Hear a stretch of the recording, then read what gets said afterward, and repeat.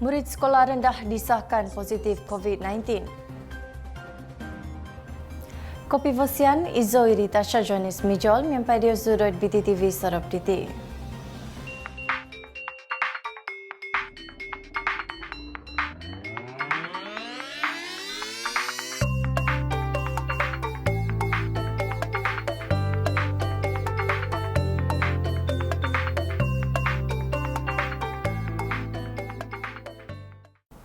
Seorang murid tahun 2 sebuah sekolah rendah disahkan positif COVID-19. Pengarah Kesihatan Negeri Sabah, Datuk Dr. Christina Rundi berkata, kesemua kontak kepada murid sekolah itu khususnya rakan sekelas dan keluarga telah diperintahkan untuk menjalani kuarantin selama 14 hari. Sebelum ini, terdapat mesej tular di media sosial menyatakan ada murid sebuah sekolah di Inanam dikesan positif COVID-19 ketika mendapatkan rawatan di klinik kesihatan berhampiran. Difahamkan JKNS turut membuat ujian COVID-19 ke atas 37 orang lagi rakan sekelas murid berkenaan. Ujian turut dibuat ke atas ibu bapa dan 8 guru yang merupakan kontak kepada kedua-dua pesakit. Atas sebab itu, Christina mengingatkan ibu bapa agar tidak menghantar anak-anak ke sekolah sekiranya mempunyai gejala demam. Sebaliknya, membawa anak-anak ke klinik kesihatan bagi mendapatkan rawatan. Dalam pada itu, beliau mengingatkan pelajar agar mematuhi penjarakan sosial dan memakai pelitup muka serta rajin mencuci tangan dengan sabun. Patuhi SOP atau berdepan PKP sekali lagi.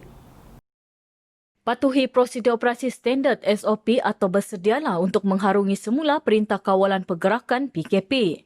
Ingatan itu diberikan Menteri Kesihatan dan Kesejahteraan Rakyat Datuk Frankie Poon kepada rakyat Sabah agar terus mematuhi semua garis panduan yang telah ditetapkan dalam SOP untuk membendung pandemik COVID-19. Menurut beliau, langkah berkenaan amat penting kerana PKP hanya memberi implikasi negatif kepada semua pihak. I need the cooperation from everybody here so that we can move forward to another step. Without your cooperation, like we have in the beginning of cases are spiraling. Day before ada 4 cases baru. Kemarin ada 3 cases lagi. What about hari ini? What about tomorrow? I tak tahu. Tapi I know that if we adopt and follow whatever was the directive on KKM, we will be safe. Frankie berkata demikian selepas menerima 35 unit alat bantuan pernafasan daripada Yayasan Temasek di Hospital Queen Elizabeth, Kota Kinabalu hari ini. Tambahnya, kerjasama daripada rakyat amat penting untuk mengelakkan kes COVID-19 daripada terus meningkat di negeri ini. Semalam, Sabah mencatat 3 kes positif baru COVID-19 menjadikan jumlah kumulatif kepada 392 kes. Frankie turut mengucapkan terima kasih kepada Yayasan Temasek atas sumbangan peralatan perubatan ini. Tiada keperluan bagi laporan akhir jawatan kuasa khas Kabinet untuk menyemak pelaksanaan Perjanjian Malaysia didedahkan kepada umum. Kerajaan kekal dengan pendirian bahawa tiada keperluan bagi laporan akhir jawatan kuasa khas Kabinet untuk menyemak pelaksanaan Perjanjian Malaysia didedahkan kepada umum. Timbalan Menteri di Jabatan Perdana Menteri Hal Ehwal Sabah dan Sarawak, Datu Hanifah Hajarat Taib berkata ia berikutan status dokumen itu adalah bertaraf rahsia. Penarafan itu dibuat selaras dengan peruntukan undang-undang mengikut Akta Rahsia Rasmi 1972.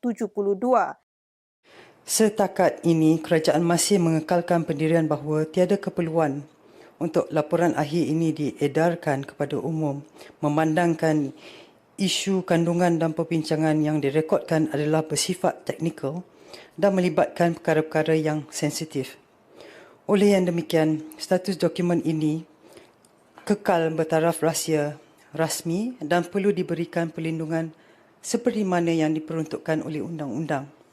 Beliau berkata demikian bagi menjawab perkara yang dibangkitkan Chan Fung Hin, PH Kota Kinabalu, iaitu status laporan akhir Perjanjian Malaysia 1963 pada usul Kamar Khas di Dewan Rakyat semalam. 57 rakyat Malaysia yang terkandas di Filipina selamat pulang ke Sabah dari Zamboanga semalam. Seramai 57 rakyat Malaysia dan pasangan masing-masing yang terkandas akibat sekatan perjalanan di Filipina sejak Mac lalu ekoran pandemik COVID-19 selamat pulang ke Sabah semalam. Mereka tiba di Sandakan dengan menaiki kapal dari Zamboanga. Pengarah Keselamatan Negeri Majlis Keselamatan Negara Sabah Sharifah Siti Saleha Habib Yusof berkata proses kepulangan diuruskan oleh Pejabat Konsul Jeneral Malaysia di Davao City dan Kedutaan Besar Malaysia di Filipina. Kumpulan rakyat Malaysia ini akan menjalani perintah kuarantin wajib di pusat kuarantin yang telah ditetapkan oleh kerajaan selain menjalani ujian saringan COVID-19 selaras dengan SOP ditetapkan kerajaan. 30 pendatang asing tanpa izin parti Filipina diusir dari Sabah.